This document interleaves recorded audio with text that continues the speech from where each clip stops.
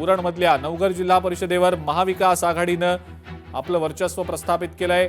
ठाकरे सेनेचे 3ही उमेदवार या ठिकाणी विजयी झाल्याची माहिती मिळतेय।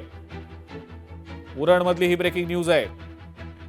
नवघर जिल्हा परिषद ठिकाणी ठाकरे सेनेचे 3ही उमेदवार विजयी झालेत।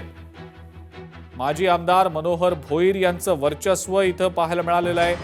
प्रेरणा पाटील, परेश ठाकूर, दीपक भोईर विजयी झाल्याची माहिती मिळतेय। साताऱ्यातली पुढची अपडेट बघूया। गोरख महाडिक 847 मतांनी विजयी झालेले आहेत। बारामुरे गणातील गोरख महाडिक यांचा विजय झालेला आहे। 847 मतांनी त्यांचा विजय झालाय। शिरूर मधली पुढची अपडेट बघूया।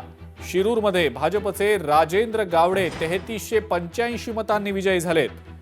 3385 मतांनी ते विजयी झाले। तर कवठेमधून भाजपच्या कांचन सांडभोर या विजयी झालेल्या आहेत। टाकळी हाजी गणातनं भाजपच्या सुनीता कड विजयी झालेल्या आहेत। लोकशाही मराठी ऐका, पहा, जागरूक रहा।